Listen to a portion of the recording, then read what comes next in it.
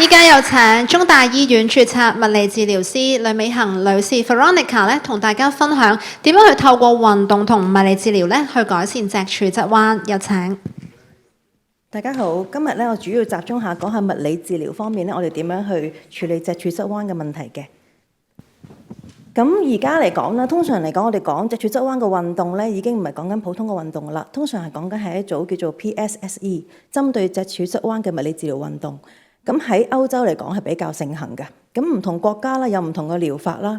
咁喺香港嚟講啦，無論係中文大學呢邊啊，定係港大嗰邊咧，我哋比較多用嘅咧就係 Schroth Method。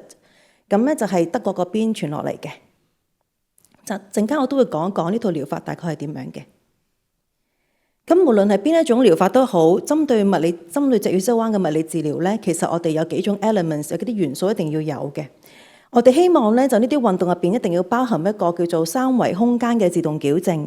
咁陣間會同大家講下點為之三維空間嘅矯正啦。另外我哋希望將我哋嘅訓練可以融入到日常生活之中，希望我哋嘅病人可以穩定咁樣維持住佢哋個矯正咗嘅姿勢。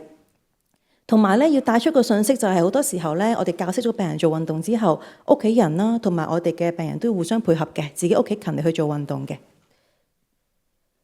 咁我哋PSSE 呢套運動咧，其實有幾個主要嘅目的嘅，希望咧就係喺我哋發現到脊柱側彎嘅時候，喺生長期嘅時候可以防止到佢，或者減慢到側彎嘅惡化啦。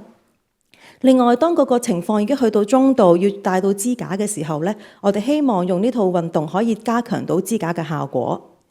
咁另外好重要嘅就係我哋物理治療師其實係見病人比較多，變得比較密嘅。咁我哋見緊病人嘅時候，好多時都要睇下病人帶支架有冇啲咩問題。咁希望佢哋可以配合醫生嘅指引，慢慢去帶翻多啲支架，發揮最大嘅效果嘅。咁我集中講下斯羅特運動啦。斯羅特運動其實係100年前咧，其實喺德國已經創立㗎啦。咁創立斯羅特運動嘅女士咧，其實佢本身有脊柱側彎嘅，佢自己用呢套方法幫咗自己。咁所以慢慢就將一套運動慢慢普及。咁喺喺歐洲嚟講咧，其實係廣被採納嘅。咁斯羅特運動其實每個人做都有啲唔同嘅，因為我哋脊柱側彎嘅彎咧，雖然叫做脊柱側彎，但係好多細微嘅分類㗎。我哋會因應每個人嘅唔同而個運動有所不同。咁另外我哋好緊要嘅地方就在於我哋會喺三維嘅空間之下去反旋啦、伸展啦，同埋固定個脊椎嘅。做斯羅特運動，我哋希望會減慢到佢脊柱側彎嘅惡化，希望唔使做到手術。另外，我哋亦都有啲旋轉嘅動作，希望佢受影響嘅肺部空間，佢個呼吸可以改善到。我哋希望佢哋嘅肌肉平衡到，姿勢改善到，同埋融入到生活之中，可以病人自主咁去做呢套運動。咁成日強調就係脊柱側彎係一個三維嘅變形啦。咁三維其實係點樣呢？我哋睇 X 光見到嘅 EOS 入邊見到嘅就係一個左右嘅側彎。咁呢個講緊係冠狀面嘅變形嚟嘅。咁但係我哋嘅人係立體噶嘛。咁我哋喺側邊望嘅時候咧，喺齒狀面咧就會見到我哋嘅生理弧度，到底個頸椎有冇個向前彎嘅弧度，胸椎有冇向後彎，同埋腰椎有冇向前一個正常嘅生理弧度。另外，我哋高空望落去俯瞰嘅時候，見到個橫切面嘅旋轉嘅變形。咁呢樣咧，我哋就會睇翻病人嘅唔同情況去加強翻佢嘅運動嘅。另外，脊柱側彎都會隨住時間唔變而變動嘅，所以有啲學者就會話脊柱側彎其實係一個 4D 嘅變形。咁斯羅特療法咧，其實咧我哋就將個身體咧分成4部分，咁由下而上啦，下邊就係髖關節盤骨嘅部分，中間就係腰椎，再上去就胸椎，最上邊咧就係膊頭。咁因應佢唔同嘅情況咧，我哋要設計啲動作去幫翻佢嘅。咁通常第一堂嚟到咧，我哋會需要病人咧盡可能咧就係只係着住底衫嘅啫。咁不如望住塊鏡，同佢講翻，其實你個身體係點樣扭轉咗嘅。當佢知道自己嘅身體點樣扭轉咗，佢先會知道我哋點解要做嗰個動作。咁斯羅特運動咧，其實喺我哋嘅治療中心入邊咧，就會有啲長架去做啦。咁其實屋企嚟講咧，唔需要用到長架嘅。喺屋企有啲咩器具可以做得到咧？最主要有塊鏡，一定要有塊鏡嘅。如果你冇鏡嘅話，其實你唔知道自己會唔會扭過龍，會唔會幫咗胸椎得嚟嘅時候腰椎會做差咗咁樣。所以我強調咧就係話，我哋每個 case 要翻屋企做運動嘅話，一定要揾塊鏡去做。咁另外屋企冇長架唔緊要，你可以買一啲引體上升嗰啲桿 pull up bar 嚟做嘅，晾喺個門框度嚟做。有張凳啦，揾啲伸縮桿啦，瑜伽席、瑜伽磚、毛巾或者係阻力帶。咁阻力帶一般嚟講，我哋都會俾病人嘅。咁需要嘅器具其實唔係太複雜。咁運動嚟講咧，其實有唔同嘅種類嘅，咁呢啲只係嗰啲示範。咁我哋每個病人嘅病情唔同，咁我哋唔會好 detail 去講呢樣嘅運動嘅。不過俾大家有個概念，大概啲運動係做緊啲咩嘅。好多時咧，如果係初期嚟到嘅話咧，我哋會喺啲簡單啲嘅擺位俾病人嘅，可能用啲毛巾去拉翻佢胸椎緊嘅部分啦。去到後期啦，佢比較有力啲啦，就用翻自己嘅肌肉嘅力量，慢慢拉翻腰椎弱嗰邊嘅。咁另外用到阻力帶去練翻個胸椎啦，同埋啲病人當佢個控制盤骨控制得好啲嘅喎，咁我哋咧就會用練嗰啲練力球、瑜伽球去做噶啦。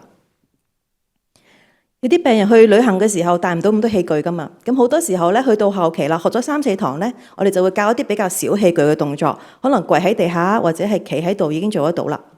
咁呢啲係要進階啲嘅病人先做得到嘅。然之後我哋都好常用咧，就會見到有2支杆嘅，好多研究都要見到呢幅圖嘅。咁支杆係做緊啲咩咧？好多時候就令到佢哋咧上背嘅肌肉咧用得好啲嘅，但係個控制其實都唔係咁容易。所以初期咧，我哋會教佢哋做咗先，佢先再翻屋企做。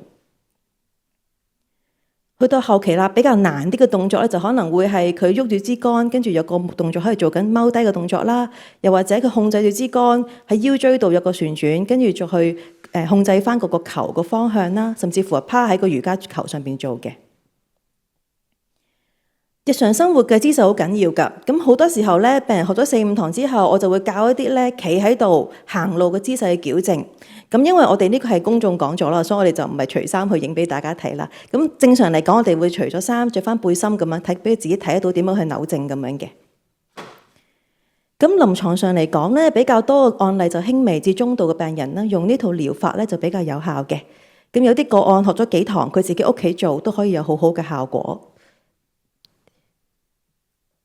咁好多病人嚟到啦，都會問我啦，咁其實書包要點樣孭啊？咁其實咧，稱一稱個重量先。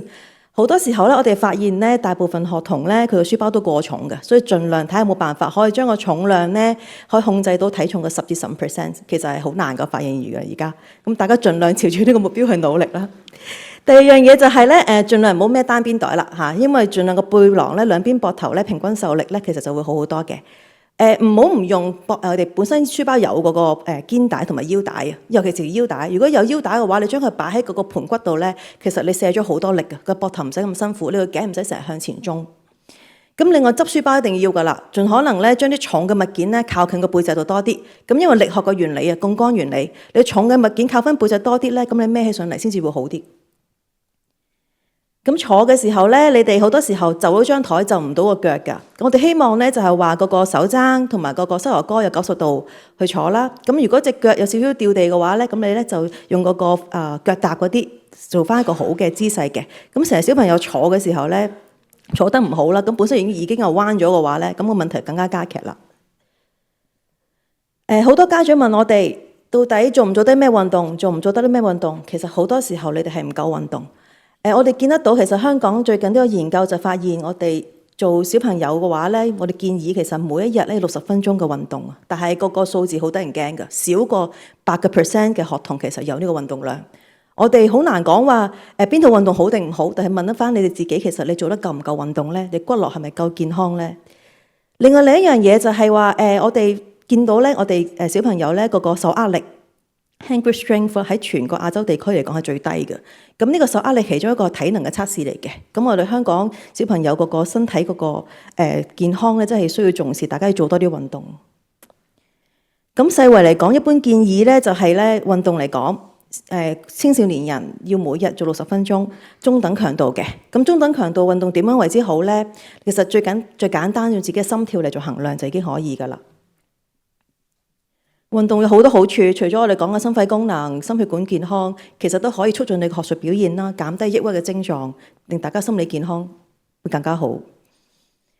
盡量唔好做咁多手指運動，唔好睇咁多電話啦，係啦，呢樣好緊要，因為我藉呢個場合希望呼籲係大家正視翻呢件事。點解咁講呢？因為我哋發現太多小朋友係匿喺屋企玩電話，坐埋一邊嘅姿勢太差。咁雖然脊柱側彎係預防唔到，而家未揾到科學實證，但係我哋希望骨骼健康啲嘅話，當你有脊柱側彎，都希望要幫到呢個情況。